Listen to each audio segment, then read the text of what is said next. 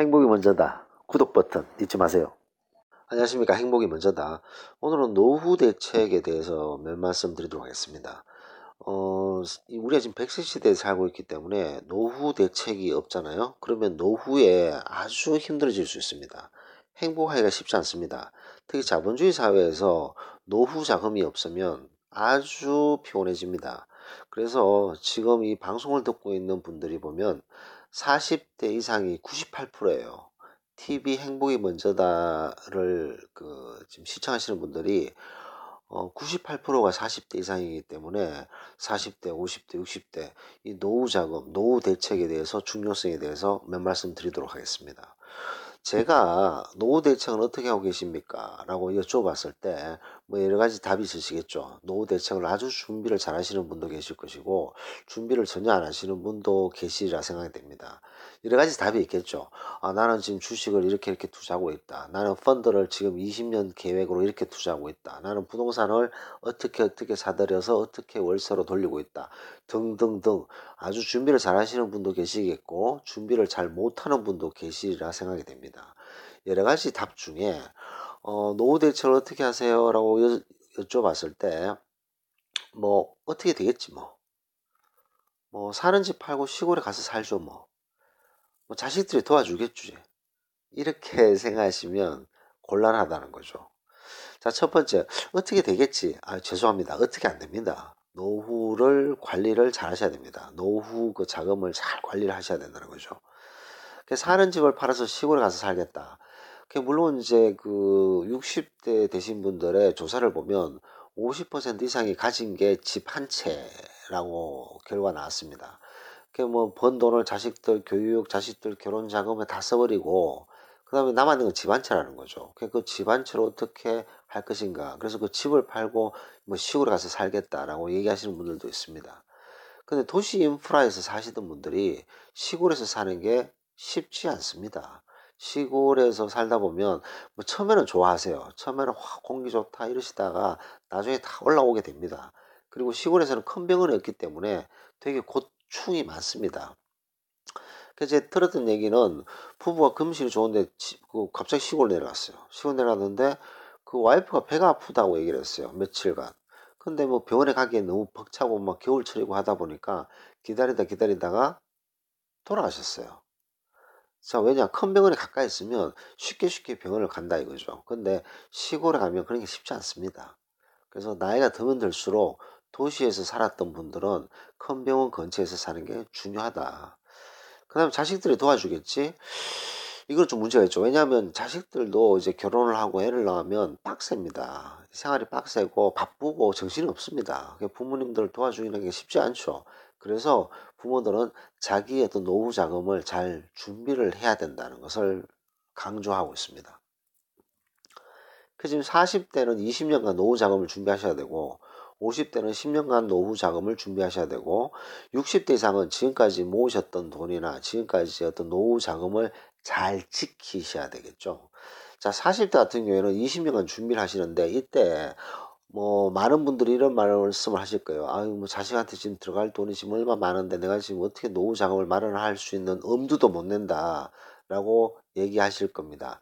하지만 지금부터 어떤 금액을 빼서 이 펀드는 확실하다. 이 주식은 확실하다. 이 부동산은 괜찮다. 그런 것들에 20년간 투자를 하신다고 생각하시면 됩니다. 20년간 투자를 하시고 절대로 하늘이 두 쪽 나도 이거는 깨지 않는다. 이런 마인드를 가지셔야 되는 거죠. 그래서 한 달에 얼마라도 부부가 결정을 해서 이 돈은 우리 노후 자금으로 투자를 하자.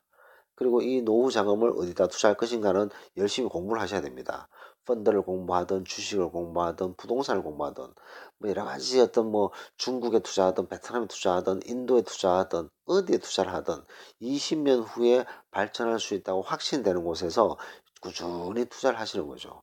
그리고 60이 넘었을 때 그 노후 자금이 나왔을 때는 큰 도움이 될 수 있습니다.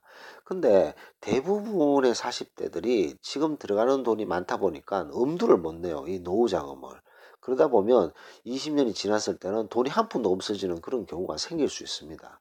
그렇기 때문에 어느 정도 파일을 노후 자금으로 항상 빼놓으셔야 된다는 거죠. 그리고 빼놨는 돈은 투자를 잘 하셔야 되고 50대는 이제 10년이 남아 있으니까 10년 동안 공격적으로 이제 노후 자금을 잘 준비를 하셔야 됩니다. 60대 이상은 지금까지 가지고 계시는 어떤 그런 자금, 어떤 부동산 이런 걸 잘 지키려고 하셔야지 잘 모르는 거 투자하셨다가는 이제 낭패를 보실 수가 있다는 거죠. 조심해야 될 일들 중에 여러 가지가 있는데 그 세 가지가 있습니다. 첫 번째, 자식에게 올인하지 마십시오. 자식에게 올인하는 거, 노후 자금 그냥 다 털어주는 거 이거 아주 안 좋습니다.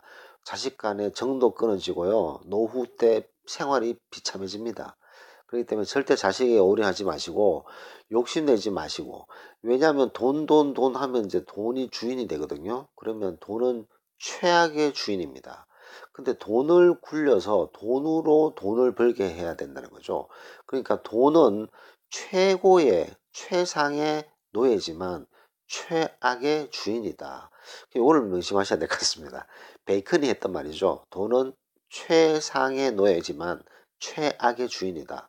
그래서 돈이 돈을 굴러오는 내가 잠을 자고 있던 내가 여행을 가고 있던 돈이 돈을 굴러오는 그런 시스템을 구축을 하셔야 됩니다. 그럼 공부를 하셔야 된다는 거죠. 근데 이제 돈 이러면 돈이 주인이 돼 버리면 낭패를 볼 수 있다. 그다음에 세 번째 중요한 것이 안 해본 투자를 해 보는 것은 아주 위험합니다. 그러니까 이 60이 넘었을 때 가지고 있는 돈으로 이거 마음이 급하고 어떻게 해서 이거 갖다가 뭐 전혀 처음 들어보는데 막 투자를 하잖아요. 막 투자 세미나 막 가서 막 투자하고 그러면 아주 큰 낭패를 보기 때문에 60이 넘으셔서는 안 해본 투자는 절대로 하지 마시고 누가 옆집 아줌마 옆집 아저씨가 뭐 이거 좋더라 이런 거 절대 투자하지 마시고 자기가 가지고 있는 것을 어떻게 잘 지킬 것인가 노력을 하셔야 된다는 거죠. 지금 40대 50대는 꾸준하게 투자를 하셔서 그 투자 그 노후 자금을 꾸준히 모으셔야 되고 60 이후에서는 모았는 돈을 관리를 잘 하셔야 되는 거죠. 잘 지키셔야 된다. 그래서 결론적으로 노후 대책, 노후 자금이 없으면 자본주의 사회에서 노후는 행복할 수가 없습니다. 아주 비참해집니다. 그럼 자식에게 의존하는 거, 뭐 연금은 물론 받겠지만 연금도 그때 돈의 인플레이션이 되면 아마 가격이 떨어질 수도 있어요. 지금 그 40대가 봤을 때, 20년 후에 내가 이 정도 연금을 받으면 충분히 살겠네? 근데 20년이 지났을 때는 돈에 인플레이션이 붙잖아요? 그렇기 때문에 그 돈이 가치가 훨씬 떨어질 수도 있습니다. 그래서 투자를 하셔야 된다는 거죠. 투자를. 40대, 50대는. 근데 이걸 노후 자금용으로 투자를 하는 거지, 이게 나중에 자식을 주거나 어떤 뭐 다른 가족을 도움을 주려고 투자해서는 절대 안 되고, 이 돈은 노후 자금만으로만 쓸 수 있는 그런 돈으로 빼놔야 된다는 거죠. 그래서 노후 자금의 중요성을 지금부터 40대는 아셔야 됩니다. 50대도 마찬가지고 만약 지금까지 50대가 노후 자금 대책을 마련하지 않았다. 그럼 지금부터 하셔야 돼요. 부인이랑 얘기를 하시고 남편이랑 얘기하셔서 한 달에 어느 정도 일정 금액을 꾸준하게 모으셔야 됩니다. 노후 자금을 확실히 모아 놓으셔야 된다. 60대 이상은 이제 잘 수성을 해야 된다. 그래서 노후 대책 없다면 노후에 정말 행복하기 힘들다는 것을 꼭 명심하시고 노후 대책을 잘하는 그런 스타팅 포인트를 가지시고 잘 진행하는 것이 중요하다는 말씀을 드리면서 녹음을 마치도록 하겠습니다. 감사합니다.